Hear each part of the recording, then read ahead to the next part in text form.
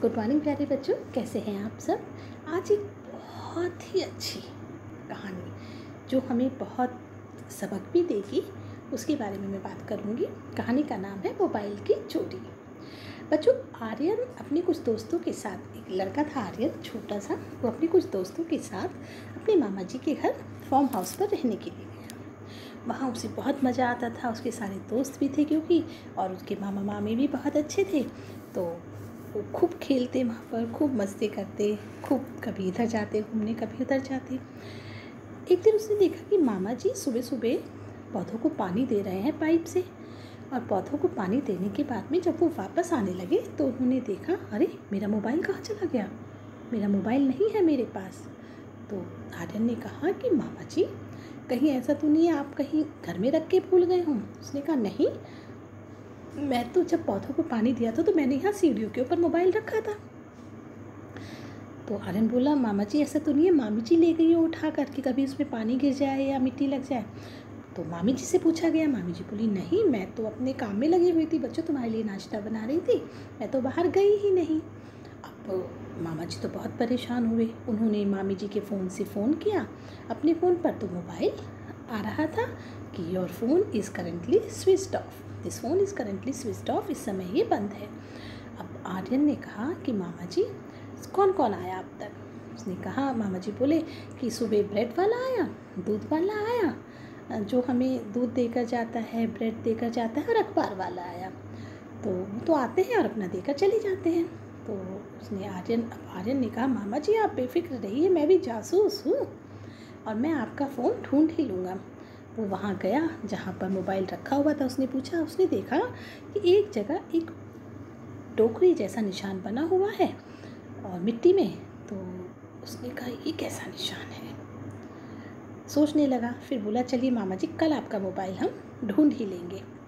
मामा जी परेशान थे, भाई मोबाइल नहीं मिल रहा, उसमें सबके फ़ोन नंबर होते हैं, आपकी इतनी जानकारी होती है।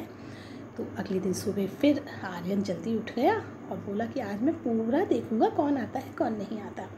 उसने देखा दूध वाले भैया आए, अपनी दूध की बोतल रखी उन्होंने और चले गए।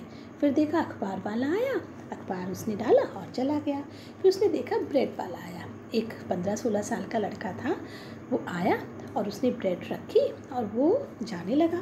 तो मामा जी बोले कि एक और ब्रेड दे दो मोनू, क्योंकि बच्चों को सैंडविच बहुत पसंद है, तो आज हम उनके लिए सैंडविच बनाएंगे। तो मोनू ने कहा ठीक है। तो मोनू ने अपनी टोकरी में से एक और ब्रेड निकाली और मामा जी को दे दी। अब आर्यन बोला कि मोनू तुम कल भी आए थे ब्रेड देने। तो मोनू बोला, हाँ मैं तो रोज आता हूँ। बच्चों, जब आप कुछ गलत काम करते हैं तो आप ऐसे हकला जाते हैं। तो आर्यन बोला, अच्छा मैं तुम्हारी टोकरी चेक करना चाहता हूँ। तो मोनू बोला, क्यों, मेरी टोकरी में क्या है। तो बोला, एक बार चेक करा दो मुझे। तो उसने अपनी टोकरी उठाई मोनू के आर्यन ने और उसी जगह पर रखी जहाँ पर वो निशान बना हुआ था। वो निशान के ऊपर बिल्कुल फिट आ गई। आर्यन बोला, सच बताओ तुमने कल यहाँ से मोबाइल उठाया था। अब डर गया, बोला नहीं नहीं मैंने कोई मोबाइल नहीं उठाया। मामा जी बोले, देखो मोनू सच बता दोगे तो मैं तुम्हें कोई सज़ा नहीं दूंगा, तुम्हारी गलती समझ के माफ़ कर दूंगा, नहीं तो मैं फिर पुलिस को बुलाऊंगा।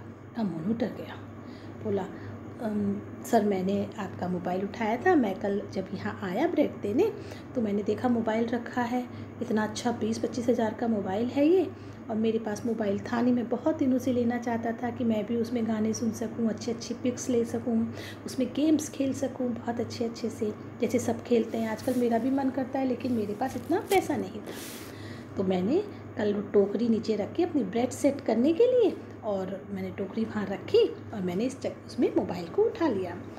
तो उन्होंने, कहाँ है मोबाइल। तो बोला कि मोबाइल मेरी जेब में ही है, लेकिन मेरी हिम्मत ही नहीं है उसको स्विच ऑन करने की। और उसने मोबाइल निकाल करके दे दिया मामा जी को। मामा जी बोले, देखो मोनू तुमने अपनी गलती स्वीकार कर ली है, इसलिए मैं तुम्हें पुलिस को नहीं दे रहा हूँ, तुम्हारे मालिक से भी शिकायत नहीं करूँगा, लेकिन तुम्हें वादा करना होगा कि तुम आगे से ये चोरी कभी नहीं करोगे।